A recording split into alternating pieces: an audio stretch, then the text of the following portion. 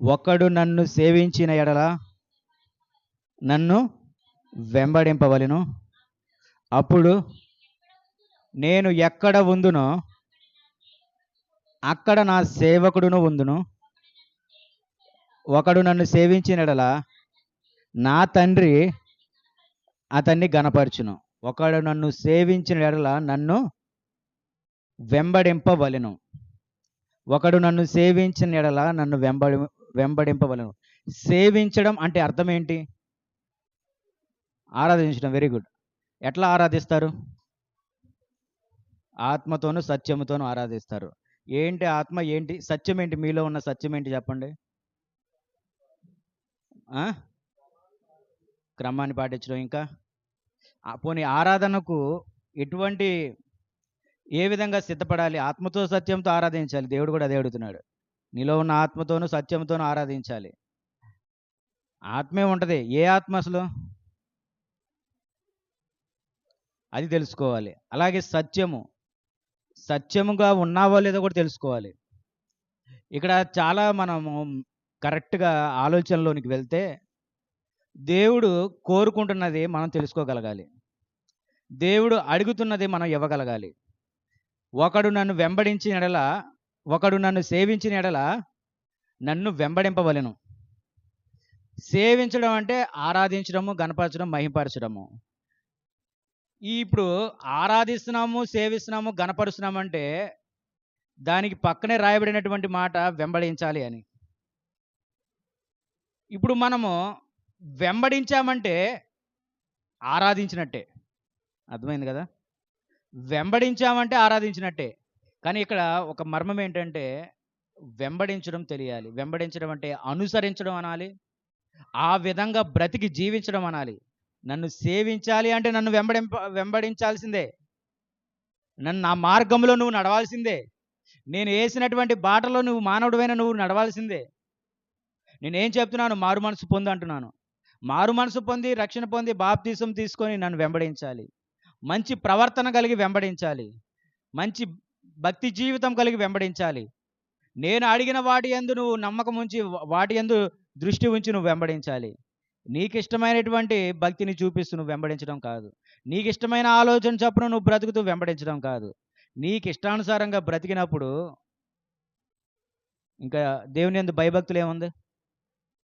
దేవుని చిత్తానుసారంగా బ్రతికినప్పుడు ఆయన వెంబడించాలి. వెంబడించడంలో చాలా రకాలుగా ఉన్నాయి, కానీ దాన్ని తెలుసుకోవట్లేదు అనేక మంది క్రైస్తవులు అనేక మంది దాన్ని తెలుసుకోవటం లేదు. వారి మార్గములు, క్రొత్త మార్గములు ఎంచుకొని ఆ విధంగా ఆరాధిస్తున్నారు. ఒకసారి ఆలోచన చేసుకుందాము. ఆయన ఎటువంటి స్థితి కోరుకుంటున్నాడో ఆలోచన చేసుకుందాం. ఎవరిని మనం కించపరచాల్సింది కాదు, కానీ తెలుసుకోవడానికి కొన్ని మనం ఆలోచన చేసుకుందాం. పోయిన వారం కూడా నేర్చుకున్నాం. అపోస్తులైన పౌలు గారు, బర్నబా ఇద్దరు ఆ అన్యుల దగ్గరికి వెళ్ళి ఒక కుంటివాడిని స్వస్థపరిచినప్పుడు వారు ఏం చేస్తా అన్నారు? అన్యుల దగ్గరికి వెళ్ళారు. పౌలు గారు, బర్నబా గారు వెళ్ళినప్పుడు అక్కడ ఒక కుంటివాడు కనపడ్డాడు. ఆ కుంటివాడిని స్వస్థతపరిచారు. కుంటివాడిని స్వస్థతపరిచిన పౌలుని, బర్నబాని అక్కడున్న అన్యులు ఏం చేస్తానన్నారు? పేర్లు పెట్టారు. Very good. ఇంకా ఏం చేస్తా అన్నారు? బలులు అర్పిస్తానన్నారు వాళ్ళిద్దరికి. అమ్మా, మేము మీ వంటి మనుషులు అటువంటి వారమే. ఏంటి అంత అద్భుత కార్యములు చేసి, అంత సూచక క్రియలు చేసి, అంత గొప్ప ధన్యత కలిగి ఉన్నవారు ఏమంటున్నారు? మేము నీ వంటి మనుషుల వారమే. నేను ఈరోజు గొప్ప చేశాను కదా అని చెప్పి నాకు మంచి ఇల్లును ఏర్పాటు చేసి మంచి పదార్థాలతో భోజనం సిద్ధపరచమని నేను అగట్లా. మీరు ఏది తింటున్నారో మేము అదే తింటాం. మీరైనా కొంచెం మంచి పదార్థాలు తింటారే, మేము అది కూడా తినాం. మీకు ఇల్లు ఉంది, స్థలం ఉంది, పొలం ఉంది, అన్నీ ఉన్నాయి. మేము ఈరోజు ఇక్కడ ఉన్నామంటే మరొక రోజు వేరొక చోట ఉంటాం. ఆ రీతిగా సువార్త ప్రకటించుకుంటూ వెళ్తున్నారు. ఆ రీతిగా వారు వెంబడిస్తున్నారు. ఎవరిని? క్రీస్తు ప్రభు వారిని వెంబడిస్తున్నారు. కానీ ఈరోజు ఎంత గణనీయంగా ఉంటున్నారు, ఎంత స్థాయిలో ఉంటున్నారు ఒక్కొక్కరు. ఆ తగ్గింపు స్వభావం కలిగి సువార్త ప్రకటించే వాళ్ళు లేరు. తగ్గింపు స్వభావం కలిగి సువార్త ప్రకటించేవారు కొద్దివే ఉన్నారు. వెంబడించడం లేదు. వారి సొంత ఆలోచన ప్రకారము వారి సంఘమును వారిని అలాగా వెంబడించుకుంటూ వెళ్తున్నారు కానీ, దేవుని చిత్త ప్రకారం, దేవుని ఆలోచన ప్రకారం, దేవునికి ఇష్టానుసారమైనటువంటి జీవిత ప్రకారం వారు వెంబడించలేకపోతున్నారు. అలాగే మనం కూడా ఏ స్థితిలో ఎట్లాగ వెంబడిస్తున్నామో తెలియాలి. నువ్వు పాపం చేసి వెంబడిస్తున్నావు, పాపం చేస్తూ జీవిస్తున్నావంటే ఎవరిని వెంబడిస్తున్నావని? అపవాదిని, సాతానుని. శరీర కార్యములను జరిపిస్తున్నావంటే ఎవరిని వెంబడిస్తున్నావని? అపవాదిని, దుష్టుని వెంబడిస్తున్నావు. దేవుని కాదు నువ్వు వెంబడించేది, దేవుని కాదు. ఈ వారంలో నువ్వు చేసి మరలా ఇక్కడికి వచ్చి కూర్చోని నువ్వు ఎవరిని వెంబడిస్తున్నావు? అపవాదిని వెంబడిస్తున్నావు. నువ్వు అపవాది సంబంధికుడివి. ఆ రోజు అపవాది భూమి చుట్టూ అటు ఇటు తిరిగి దేవుని సమాజ మందిరంలోనికి ఎట్లాగ వెళ్ళాడో, ఈరోజు మనుషులమైన మనం కూడా ఈ వారం అంతా అటు ఇటు తిరిగి అపవాదితో సాంగత్యం చేసి అపవాది ఆలోచనలతో ఉంటూ మరలా సంఘానికి వచ్చి అట్లాగే కూర్చున్నావు. ఎవడివి నువ్వు అంటున్నాడు దేవుడు. ఎవడివి నువ్వు? యాడ్ నుంచి వచ్చావు? ఎందుకు వచ్చావు? ఎందుకు రావాల్సి వచ్చింది? ఇదిగో నీ జనాంగం వ్యర్థమైనటువంటి వారు ఈ లోకంలో కొంతమంది ఉన్నారు. వెళ్ళి వారితో సాంగత్యం చేయి, తినుము, త్రాగుము, సుఖించుము. ఎందుకు ఈ మందిరంలోకి వచ్చి కూర్చున్నావు? ఏం పని నీకు? ఎవరిని పాడు చేయడానికి? ఆలోచన చేయండి. ఆత్మతో సత్యముతో ఆరాధిస్తున్నాం, చాలా సంతోషం. కానీ వెంబడించడంలోనే నిజమైనటువంటి ఆరాధన ఉంటుంది. యథార్థంగా ప్రవర్తించడంలోనే నిజమైన ఆరాధన ఉంటుంది. నిత్యము దేవునితో సాంగత్యం చేయడంలోనే నిజమైనటువంటి ఆరాధన ఉంటుంది. వాటిని ఇంకా నేర్చుకుందాం. మత్తయి సువార్త 4వ అధ్యాయము 19వ వచనము. దేవుని వెంబడిద్దాం, మనం క్రీస్తు ప్రభువారిని వెంబడిద్దాం. మత్తయి సువార్త 4వ అధ్యాయము 19వ వచనము. ఆయన నా వెంబడి రండి, నేను మిమ్మును మనుషులు పట్టు జాలరులుగా చేతునని వారితో చెప్పిన. చాలు. ఏమంటున్నాడు అక్కడ? పేతురు, యోహాను, యాకోబు వీళ్ళందరూ ఉంటున్నారు, చేపలు పడుతున్నారు. వారిని పిలిచి, నన్ను వెంబడించుడి, మనుషులను పట్టు జాలరులుగా మిమ్ములను చేతును. విస్తారమైనటువంటి మనుషులు పట్టారు వాళ్ళు. ఎవరాళ్ళు? పేతురు. ఆయన నా వెంబడి రండి, నేను మిమ్మును మనుషులను పట్టు జాలరులుగా చేతునని వారితో చెప్పును. ఇక్కడ పేతురును, యాకోబును, యోహాను వీళ్ళ శిష్యులను గురించి మాట్లాడుతున్నాడు. వారిని మనుషులను పట్టు జాలరులుగా చేస్తున్నాడు. అంటే స్వార్థ ప్రకటిస్తూ అనేక ఆత్మలను రక్షించు వారిగా నేను మిమ్మల్ని తయారు చేస్తాను, నన్ను వెంబడించుడి అన్నాడు. చక్కగా వాళ్ళు వెంబడించారు. చివరిగా ఆ మాటలు చదివితే, చివరికి వెళ్తే చదువమ్మా. వెంటనే వారు తమ దోణెను తమ తండ్రిని విడిచిపెట్టి ఆయనను వెంబడించిరి. ఏంటి? సువార్త ప్రకటించడం కోసం వారు వెళ్ళిపోయారు. క్రీస్తు ప్రభు వారు పిలిచారు, వారు వెళ్ళిపోయారు. వీరు శిష్యులు సువార్త ప్రకటించడానికి సిద్ధపడి వెళ్ళారు. మరొక ఉపమానం చూద్దాము, మరొక వ్యక్తిని చూద్దాము. మార్కు సువార్త 10వ అధ్యాయము 17వ వచనము. మార్గమున పోవుచుండగా ఒకడు పరిగెత్తుకొని వచ్చి ఆయన ఎదుట మోకాళ్ళుని, సద్బోధకుడా, నిత్య జీవమునకు వారసుడగుటకు నేనేమి చేతునని ఆయనను అడిగాను. ఇదిగో ఈ ఉపమానం ఒకటి మనం తెలియజేసుకుంటున్నాము. ఈ ఉపమానంలో మనందరం కనపడతాం. ఎలాగూ కనపడతామో ఒకసారి నేర్చుకుందాము. ఒక వ్యక్తి అంట క్రీస్తు ప్రభువారిని చూసి పరిగెత్తుకొని వచ్చాడు. పరిగెత్తుకొని వచ్చి సత్పురుషుడు అని కూడా మాట్లాడుతున్నాడు.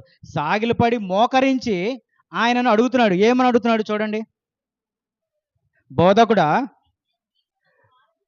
నిత్య జీవమునకు వారసుడగుటకు నేనేమి చేతునని ఆయనను అడిగాను.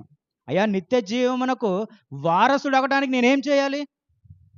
నువ్వే చెప్తున్నావు కదా, సువార్త ప్రకటిస్తున్నావు. ఆ ఊరు ఈ దేశం ఆ దేశం తిరుగుతా సువార్త ప్రకటిస్తున్నావు. నువ్వే కాదు, యోహాను చెప్పాడు. ధర్మశాస్త్ర కాలమందు కొంతమంది కూడా పలికారు ఆ మాటలు, ఆ నిత్య జీవమును గురించి. ఇప్పుడు ఆ నిత్య జీవమును గురించి నాకు ఆలోచన కలిగింది. ఆ నిత్య జీవమును గురించి నాకు ఆలోచన కలిగింది. అదే నేను అడుగుతున్నాడు, ఏమి చేయవలెనో? ఇప్పుడు మనం కూడా అదే నేర్చుకుందాం. ఏమి చేయాలి నిత్య జీవమును గురించి? ఎక్కడ ఉంటుంది నిత్య జీవం చెప్పండి? పరలోక రాజ్యమేనా? ఇంకెక్కడన్నా సపరేట్గా మీరు ఏమైనా కట్టుకున్నారా? దేవుడు ఒక్కడే కానీ, వెరీ గుడ్, దేవుడు ఒక్కడే కానీ ఎవరినో సత్పురుషుడు కాదు. నరహత్య చేయవద్దు. ముందుగా చూడండి, వెంబడించమని అడుగుతున్నాడు. వెంబడించాలంటే నరహత్య చేయవద్దు, వ్యభిచరింపవద్దు, దొంగిలవద్దు, అబద్ధ సాక్ష్యము పలుకవద్దు, మోసపుచ్చవద్దు, నీ తల్లిదండ్రులను సన్మానింపుము అను ఆజ్ఞలు నీకు తెలియను కదా అని అతనితో చెప్పెను. అందుకతడు చాలు ముందుగా మరొకసారి అవన్నీ చదువుకుందాము. సత్పురుషుడు నేను కాదు, సత్పురుషుడు ఉన్నది ఒకటే దేవుడు. ఇప్పుడు నిత్య జీవం పొందాలంటే నువ్వేం చేయకూడదు? నరహత్య అనేది చేయకూడదు. ఎక్కడో కొంతమంది, చాలా కొద్ది మంది నరహత్య అనేది చేస్తారు. నరహత్య చేసే ప్రభావితం చేయడం చాలా తప్పు. ఎందుకంటే మనం మాట్లాడే విధానం బట్టి కొంతమంది మనస్తాపం చెంది సూసైడ్ చేసుకుని చనిపోతారు. ఇది కూడా నరహత్య కిందే ప్రాబ్లం. అందుకే ముందుగానే అంటున్నాడు, పగ తీర్చుకున్నట్టు నా పని, నీ పని ఎందుకు పగ తీర్చుకున్నట? నీకు నువ్వే నేను నీతిమంతుడని తీర్చుకోవాలని చెప్పి సమాజ మందిరంలో గట్టిగా అరుస్తూ మాట్లాడుతూ ఉంటావు. అందుకే అంటున్నాడు, పగ తీర్చుకున్నట్టు నా పని. నీవు మౌనంగా ఉండి చూసినట్లా వాడికి తగినట్టు వాడి ఫలితం వాడు పొందుతాడు. కాబట్టి నరహత్య చేయకూడదు. వ్యభిచరింపవద్దు. వ్యభిచారం అంటే ఒకటే అనుకుంటాము, అర్థమవుతుంది కదా? వ్యభిచారం అంటే ఒకటే అనుకుంటాము, తప్పు. చాలా రకాలుగా ఉంటాయి, ఇంకా అనేక రకాలుగా. దొంగిలవద్దు, అబద్ధ సాక్ష్యము పలుకవద్దు, దొంగిలవద్దు, దేవుని సమయాన్ని దొంగిలవద్దు, పొరుగువాడిది ఆశించవద్దు, పొరుగువాడిది దోచుకొనవద్దు, నీది కానిది నువ్వు తీసుకోవద్దు. నీకు దొరికినా, ఎంత దొరికినా, ఏమి దొరికినా నీది కానిది నువ్వు తీసుకొనవద్దు. అబద్ధ సాక్ష్యం పలకవద్దు, అబద్ధ సాక్ష్యం పలకకూడదు, అబద్ధపు సాక్ష్యాలు పలకూడదు. తెలిస్తేనే మాట్లాడాలి, తెలియకుండా మనము మాట్లాడకూడదు. ఇంకా మోసపుచ్చవద్దు. నీ తల్లిదండ్రులను సన్మానింపుము. నీ తల్లిదండ్రులు ఎటువంటి వారైనా సరే, నీ తండ్రి దుర్మార్గుడైనప్పటికీ, మూర్ఖుడైనప్పటికీ, నేను సరిగ్గా చూడనప్పటికీ, ఈ లోకంలోనికి నువ్వు ఆ తండ్రి ద్వారానే ఈ లోకానికి వచ్చావు కాబట్టి, వాక్యం చెబుతుంది కాబట్టి, దేవుడు మాట్లాడుతున్నాడు కాబట్టి, నీ తండ్రిని నువ్వేం చేయాలి? సన్మానింపాలి. నీ తల్లిని నువ్వేం చేయాలి? వారిద్దరిని నువ్వు సన్మానింపాలి. ఇది కూడా ఆజ్ఞలో భాగమే. చదవమ్మా. అందుకతడు, బోధకుడా, బాల్యము నుండి ఇవన్నీ నేను అనుసరిస్తూనే ఉన్నాను అయ్యా, బాల్యము నుండి నేను అనుసరిస్తూనే ఉన్నాను. నేను నరహత్య చేయలేదు, వ్యభిచరింపలేదు, మోసము చేయలేదు, దొంగిలింపలేదు, తల్లిదండ్రులను కూడా నేను సన్మానిస్తున్నాను. ఇవన్నీ నేను బాల్యం నుండి చేసినదే. తర్వాత యేసు అతన్ని చూచి అతన్ని ప్రేమించి, నీకు ఒకటి కొదువుగానున్నది, నీవు వెళ్ళి నీకు కలిగినదంతయు అమ్మి బీదలకిమ్ము, పరలోకమందు నీకు ధనము కలుగును, నీవు వచ్చి నన్ను వెంబడించమని చెప్పాను. ఇది ఒక ఉపమానం. ఏమంటున్నాడు? నరహత్య నేను చేయట్లేదయ్యా, నిత్య జీవం నాకు అర్హతను అడిగాడు ఎవరో, ఆ వ్యక్తి. నువ్వే అడిగావు అనుకో, నువ్వే అడిగావు, అయ్యా నిత్య జీవం నాకు అర్హత ఏంటయ్యా? నువ్వే అడిగావు. నువ్వే అడిగితే దేవుడు చెప్తున్నాడు నీకు, క్రీస్తు ప్రభువారు మాట్లాడుతున్నాడు, నరహత్య చేయవద్దు, వ్యభిచరింపవద్దు, దొంగిలవద్దు, ఇంకా అబద్ధ సాక్ష్యము పలుకవద్దు, మోసపు చేయవద్దు, నీ తల్లిదండ్రులను సన్మానింపు, విగ్రహారాధన చేయబాకు. ఇవన్నీ ఆయన బోధించాడు. ఇవన్నీ నిత్య జీవం నాకు అర్హత అని ఆయనకి చెప్పాడు. వెంటనే ఆయన ఆలోచన కలిగి ఉన్నాడు, అయ్యా నువ్వు ఏదైతే చెప్పావో ఇవన్నీ నేను చేయడం లేదు, నరహత్య చేయడం లేదు, వ్యభిచరింపలేదు, దొంగిలించడం లేదు, మోసము చేయడం లేదు, నా తల్లిదండ్రులు నేను సన్మానిస్తున్నాను, విగ్రహాల జోలికి వెళ్ళడం లేదు, ఇవన్నీ నేను చేస్తున్నాను ప్రభువా. ఇవన్నీ నేను నువ్వు చెప్పినట్లే వీటన్నిటిని నేను వదిలిపెట్టేశాను. అయితే నాకు ఇంకా కొదువై ఉన్నదని క్రీస్తు ప్రభు వారు గమనించారు.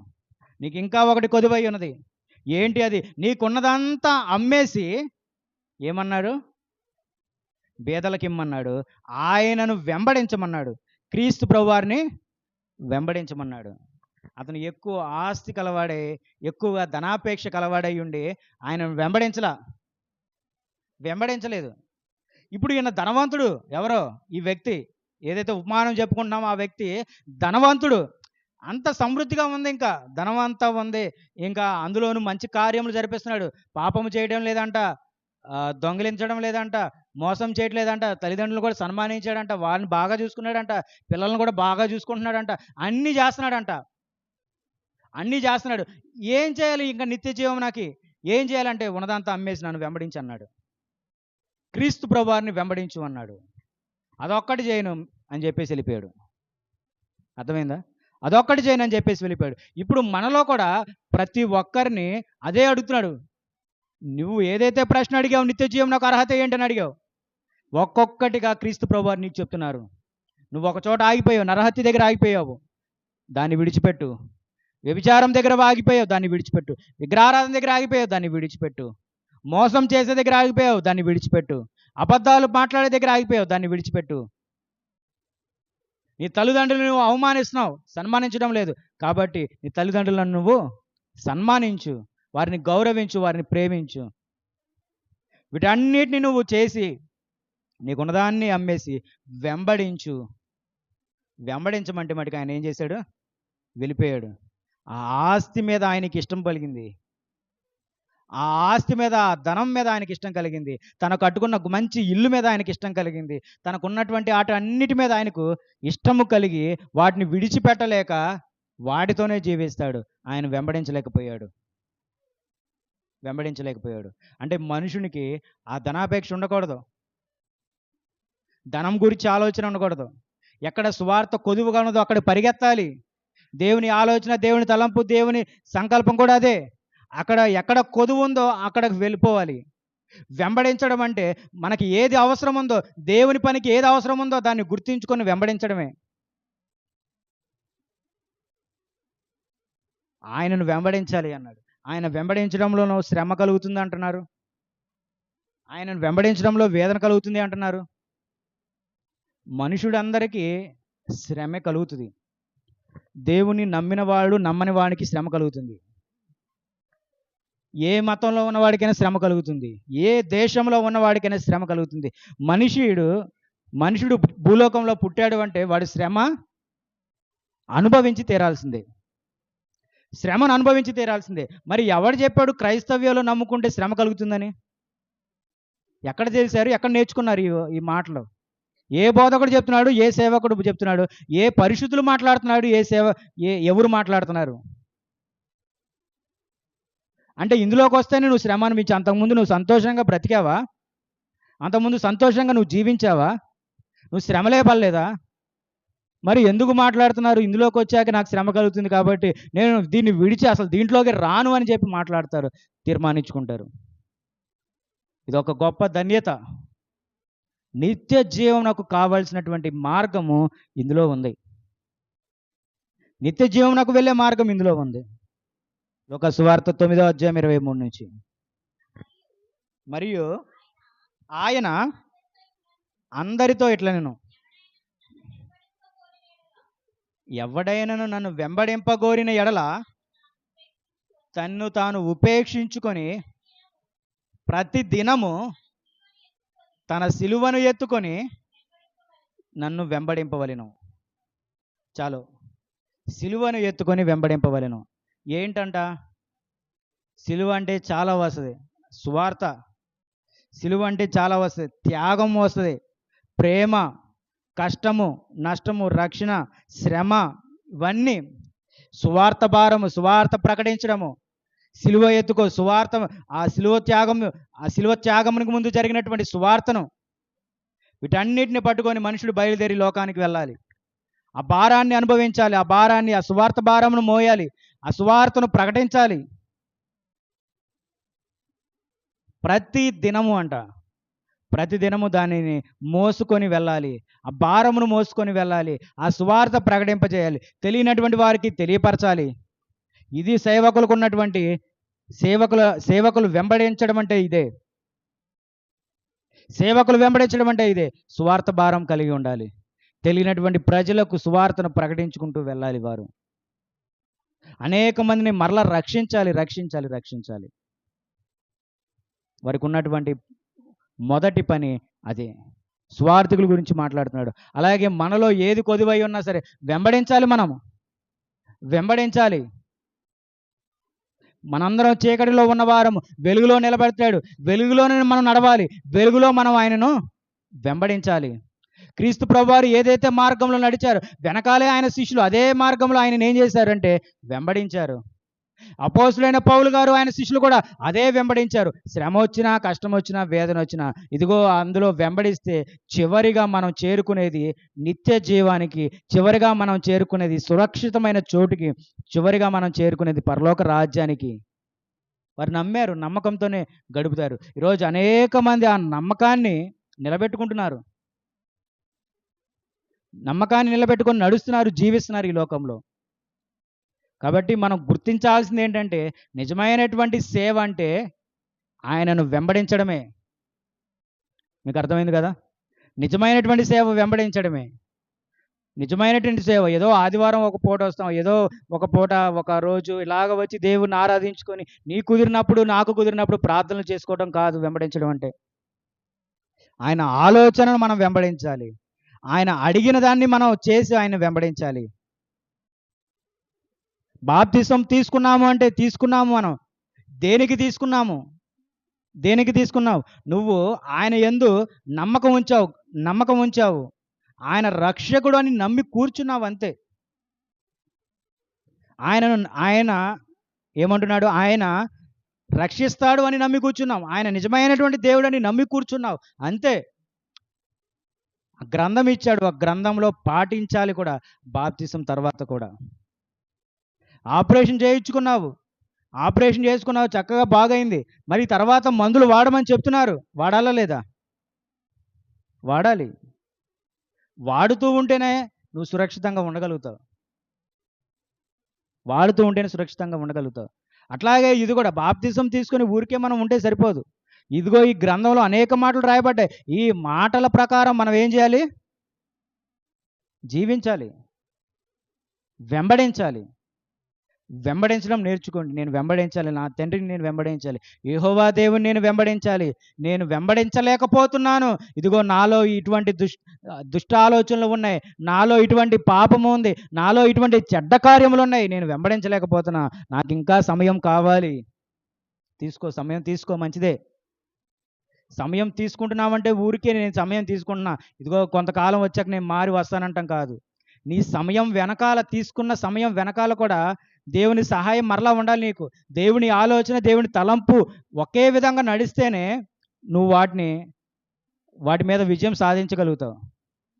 లేకపోతే సాధించలేవు, వెనకబడిపోతూ ఉంటాం. వెంబడించడం అంటే చెప్తున్నాను, ఈ లోకంలో చాలామంది చాలా రకాలుగా చాలా ఇష్టానుసారంగా చేసుకుంటారు. వెంబడించడం అంటే మనకి ఇష్టానుసారంగా సంఘాలలో దేవుని పని చేయటం కాదు. లేనిది ఉన్నట్టుగా మనం సృష్టించుకోవటం కాదు. అనవసరమైన దానిని ఏర్పాటు చేసుకొని సంతోషం కోసం, ఆనందం కోసం వాటిని మనం చేయకూడదు. గ్రంథాల్లో రాయబడిన ప్రతిదీ ఆయన చేయమనట్లేం లేదు. ఆ కాలమందు వారు చేశారు కాబట్టి, అది ధర్మశాస్త్ర కాలం నుండి వచ్చింది కాబట్టి వారు చేసుకొని ఇచ్చాడు. కానీ నిజమైనటువంటి యథార్థమైనటువంటి ఆరాధన దేవుడు కోరుకుంటున్నాడు. ఆ యథార్థమైన నిజమైనటువంటి ఆరాధన ఒక గుడ్డివాడికి చేయగలుగుతున్నాడు, ఒక కుంటివాడు చేయగలుగుతున్నాడు, ఒక చేతులు లేనివాడు కూడా చేయగలుగుతున్నాడు.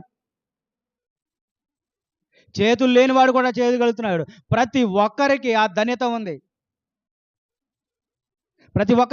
ఉంది. గుడులు బయట కూర్చుంటారు. కాళ్ళు లేనివాడు అక్కడ కూర్చొని అడుక్కుంటూ ఉంటాడు, చేతులు లేనివాడు కూర్చొని అడుక్కుంటా, కళ్ళు లేనివాడు కూడా అడుక్కుంటూ ఉంటాడు. మరి వాళ్ళు ఏంటి? దేవుడు వారిని వెలేశాడు బయటికి, వాళ్ళు అంగవైకల్యంలో పుట్టారని. వాళ్ళకి కూడా అర్హత ఉంది. వాళ్ళు కూడా అదే స్థితిలో వారు దేవుని ఆరాధించే, అదే స్థితిలో బాప్తిసం తీసుకొని, అదే స్థితిలో రక్షణ పొంది దేవుని నామం గణపరిచే ఆలోచన వారికి ఉండాలి. వారికి ఉంది కూడా. వారు గుడి బయట నుంచున్నారంటే మరి వాళ్ళకి దేవుడు అవసరం లేదా? వారి హృదయంలో నుండి కూడా దేవుని ఆరాధిస్తున్నారు. వాళ్ళు గుడి బయట కూర్చొని కూడా దేవుని గణపరుస్తారు. అది సరిపోద్ది దేవునికి. వాళ్ళు కుంటివాడు లేచొచ్చి దండం పెట్టుకొని నాకు కావాలి అని చెప్పేసి చేస్తేనే భక్తి అనుకుంటున్నాడా? లేదు, లేదు. వాళ్ళకి వాళ్ళకి వాళ్ళు అక్కడే కూర్చొని దేవుని నామమును గణపరుస్తున్నారు. నోటితో ప్రార్థన చేస్తున్నాడు, నోటితో ప్రార్థన చేస్తున్నాడు, గణపరుస్తున్నాడు ఆయన్ని, హృదయానుసారంగా గణపరుస్తున్నాడు ఆయన్ని. అన్నీ ఉండి కూడా మనం వ్యర్థులమైపోతున్నాం. అన్నీ ఉండి కూడా మనము దేవునికి అయిష్టులుగా జీవిస్తున్నాము, ఇష్టం లేకుండా జీవిస్తున్నాము. కాబట్టి క్రీస్తుని వెంబడించాలి. క్రీస్తుని ప్రతిరోజు నీ సిలువను మోయి నమ్మకంగా ఉండు. మరణ పర్యంతం వరకు నీవు నమ్మకంగా ఉండు. మరణం వరకు ఆయన్ని వెంబడించు. మరణం వరకు ఆయన వెనకాలే తిరుగు. ప్రతి ఒక్కరూ మీ స్థితిలో పిలువబడిన రీతిగా మీరు నిలబడండి, ప్రార్థన చేయండి, ఆరాధనకు రండి. దేవుని సువార్త సాధ్యమైనంత వరకు దేవుడి సువార్త మీరు ప్రకటించండి. అనేక మందిని మార్చడానికి ప్రయత్నం చేయండి. మీ ఇంట్లో ఎవరైనా ఉన్నారా వారిని మార్చడానికి ప్రయత్నం చేయి. నీ తోబుట్టులు, నీ బంధువులు, నీ స్నేహితులు ఎవరైనా ఉన్నారా వారిని మార్చడానికి ప్రయత్నం చేయి. వారికి తెలియపరచు.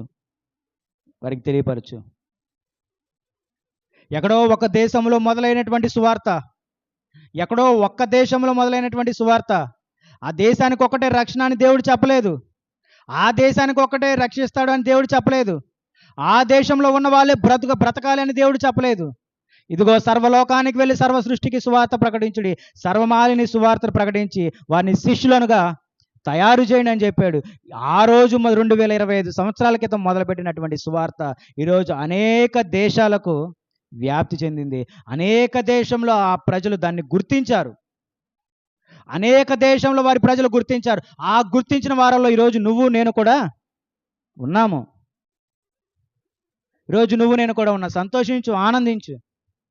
ఆదివారం వచ్చేటప్పుడు ఆనందంతో తిరిగిరా దేవుని మందిరానికి. వారం రోజుల తర్వాత నేను ఆరాధనకి వెళ్ళబోతున్నాను అన్న ఆనందం నీకుందా? వారం రోజుల తర్వాత ఎట్లా వెళ్తున్నాను అన్న ఆలోచన, స్పృహ నీకుందా? సిద్ధపడ్డావా? ఆలోచన చేయి. వెంబడించడం నేర్చుకో. ఆయన ఆలోచన, ఆయన తలంపును వెంబడించడం నేర్చుకో. మందిరంలో ఏది కొదువుగా ఉందో గుర్తు చేసుకోవాలి. మీరు మందిరంలో ఏది అవసరం ఉందో గుర్తు చేసుకోవాలి.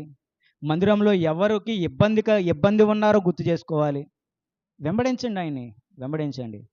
ఎవరైనా శ్రమలో ఉన్నప్పుడు ఆయన ఊరికే వదిలిపెట్టలేదు.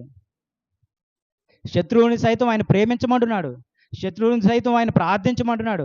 వారి దగ్గరికి వెళ్ళి పలకరించమంటున్నాడు. నీకేమో అహం అడ్డు వస్తుంది, నీకేమో యుగో అడ్డు వస్తుంది. మరి నువ్వేం వెంబడిస్తావు? నీలో ద్వేషం అడ్డు వస్తుంది, ఏం వెంబడిస్తున్నావు? మరి ఆయన కూడా అదేలాగే నడిచాడు క్రీస్తు ప్రభు వారు. మరి వెంబడించడం అంటే ఏంటి? యోహాను 12:26 ఇందాక చదువుకున్న మాటే. ఒకడు నన్ను సేవించినడలా నన్ను వెంబడింపవలెను, అప్పుడు నేను ఎక్కడ ఉందునో అక్కడ నా సేవకులు ఉందును. ఒకడు నన్ను సేవించిన ఎడల నా తండ్రి అతన్ని కనపడి. చూడండి, ఒకరు నన్ను సేవించిన ఎడల. సేవించడం అంటే అర్థము వెంబడించడము. నువ్వు వెంబడించావు అంటే దాని అర్థం నువ్వు సేవించినట్టే, ఆరాధించినట్టే. మీకు అర్థమైందని నేను చెప్పింది. నువ్వు పాపమును విడిచిపెట్టావంటే దేవుని మాట ప్రకారం నువ్వు ఆయనను ఆరాధించినట్టే. ప్రత్యేకించి నేను కీర్తనలు పాడి ఆరాధిస్తాను అంటారు. అది వర్షిప్, దేవుని మహిమపరచడం, దేవుని సంతోషం, అది వర్షిప్, అది ఓకే. ఆరాధించడం అంటే ఇదిగో, నువ్వు పాపపు జీవితాన్ని ఎప్పుడైతే విడిచిపెట్టి మారు మనసు పొంది ఎప్పుడైతే విడిచిపెట్టి నువ్వు బ్రతుకుతున్నావో అప్పుడే నువ్వు దేవుని ఆరాధించినట్టే. ఎప్పుడైతే నువ్వు ఆయన మీద భారం వేసావో అప్పుడే నువ్వు ఆరాధించినట్టే. ఎప్పుడైతే ఆయన సువార్తను నువ్వు ప్రకటిస్తున్నావో, ఎప్పుడైతే అబద్ధం పలకకుండా న్యాయం మాట్లాడుతున్నావో, ఎప్పుడైతే మోసం చేయకుండా యథార్థతను నువ్వు కొనసాగిస్తున్నావో అప్పుడే నువ్వు ఆరాధించినట్టే. ఇది నిజమైనటువంటి ఆరాధన దేవునికి కావాల్సింది. ఆత్మఫలములు ప్రేమ, సంతోషము, సమాధానము, దీర్ఘశాంతము, దయాలత్వము, ఆశా నిగ్రహము, మంచితనము, సాత్వికము, విశ్వాసము, ఇవన్నీ నువ్వు తీసుకొని ఆయనను వెంబడించాలి. వెంబడించినట్లే అంటే నువ్వు ఆరాధించినట్లే. ద్వేషం మానేయి, కోపాలు మానేసేయి, అహంకారం మానేసేయి. ఇవన్నీ విడిచిపెట్టినప్పుడు నువ్వు ఆయనను ఆరాధించినట్టే. ఇదిగో ఇది కదా దేవునికి కావాల్సిన నిజమైన ఆరాధన. ఇందులోనే ఆయనకు సంతోషం ఉంది, ఇందులోనే ఆయన ఆరాధన స్వీకరిస్తాడు. నీలో ఎప్పుడైతే దేవుని యందు భయభక్తులు కలిగి ఉంటావో అప్పుడే నువ్వు ఆరాధించినట్టు. నీ కుటుంబం అంతా ఎప్పుడైతే కుటుంబంగా కూడుకొని దేవుని నామమును సంతోషపరుస్తున్నావో, దేవునికి ఒదిగుంటున్నారో అప్పుడే నువ్వు ఆరాధించినట్టు. అది కావాలి దేవునికి నిజమైనటువంటి ఆరాధన. ఆరాధన అంటే ఆదివారం వస్తుంది, మందిరానికి వెళ్తాము, కూర్చొని అందరం కలిసి చప్పట్లు కొట్టేసి, వాయిద్యాలతో వాయించేసి, గట్టి గట్టిగా కీర్తనలు పాడేసి, ఏదో ఒక వాక్యం నేర్చేసుకొని, ఏదో కానుక దేవుని కానుక ఇచ్చేసి మరలా ఇంటికి వెళ్ళిపోవటం. నేను ఆరాధనకి వెళ్ళొచ్చానంటాం. ఇదేనా ఆరాధన? ఇది కాదు. ఇది ఒక ఆరాధన క్రమము మాత్రమే. ఇది ఇన్నాళ్ళు నువ్వు జరిపించింది ఒక క్రమం జరిపించావు అంతే. అందులో ప్రవర్తన లేదు, యథార్థత లేదు, సత్యం లేదు, యథార్థత లేదు. అందులో నువ్వు ఒక క్రమాన్ని పాటించుకుంటూ వచ్చావు. ఆ క్రమం కూడా మీరు సక్రమంగా చేయలే. అందులో సగమే ఇస్తూ ఉంటారు మీరు. అందులో సగమే ఇస్తూ ఉంటారు. ఆలోచన చేసుకోండి. దేవుడు అడిగే యథార్థమైనటువంటి ఆరాధన మీరు ఇవ్వలేకపోతున్నారు, ఇవ్వడం లేదు. ఎందుకంటే అపవాది మీతోనే సాంగత్యం చేస్తున్నాడు. అపవాది మిమ్మల్ని ఇక్కడే తప్ప ఇంకెక్కడా లేడన్నట్టున్నాడు. వాడు ఇక్కడే కూర్చొని ఉన్నాడు, వాడు ఇక్కడే ఇష్టంతో ఉంటున్నాడు, వాడు మీరే ఇష్టం అంటున్నాడు. వీళ్ళే మంచి మనుషులు. మంచి మనుషులు ఎవరంటే ఇదిగో ఇక్కడ కూర్చున్న వాళ్ళందరూ మంచి మనుషులు. ఎందుకంటే నన్ను నిత్యం రానిస్తూ ఉంటారు, మంచి మంచి మర్యాదలు చేస్తూ ఉంటారు వీళ్ళు. కాబట్టి నేను ఏడకపోతాను, వీళ్ళతోనే ఉంటాను. వాళ్ళు నన్ను వెళ్ళనివ్వరు, నేను వాళ్ళని విడిచి వెళ్ళనివ్వను. మొత్తం ఏడే ఉంటాం మేము, మా కుటుంబం అంతా నీతో నివాసం చేస్తూ ఉంటారు. నువ్వు ఎప్పుడు ఎదిరిస్తావు? ఎప్పుడు నువ్వు గద్దిస్తావు, నేర్చుకుంటావు? ఎప్పుడు అటువంటి ఆలోచన నువ్వు తీసివేస్తావు? కాబట్టి ప్రయత్నం చేయండి, వెంబడించడానికి ప్రయత్నం చేసి నిజమైనటువంటి ఆరాధన చేయడానికి ఆలోచన కలిగి ఉండండి. నిజమైనటువంటి ఆరాధించడానికి సిద్ధపడి ఉండండి. ఈ వారం అది వ్యర్థమైంది, మరలా వచ్చే వారానికి నేను నిజమైన ఆరాధన నేను చెయ్యాలి. ఆత్మతో, సత్యంతో, యథార్థ ప్రవర్తనతో, దేవునికి ఇష్టమైనటువంటి ఆలోచనతో, ఇష్టమైనటువంటి విధానంతో నేను దేవుని సన్నిధికి వచ్చి ఆయన ఆరాధిస్తాను. నా నోటి మాట చేత కాదు, నా పెదవులతో కాదు నేను ఆరాధించేది, హృదయానుసారంగా నేను ఆరాధిస్తాను. అటువంటి ఆరాధన దేవునికి ఇష్టం. ఆ ఆరాధనతోనే నేను వెళ్తాను. కాబట్టి సిద్ధపడండి. దేవుడు మరొక లక్షణాలను మీకు గుర్తు చేస్తూ ఆయనకు కావాల్సిన ఆరాధన అడిగాడు, దాన్ని ఇవ్వడానికి సిద్ధపడవలసిందిగా ప్రతి ఒక్కరిని కోరుకుంటున్నాను. వాక్యం విన్న మీ అందరికీ క్రీస్తు ప్రభువారి నామమున వందనాలు తెలియజేస్తున్నాను. Thank you.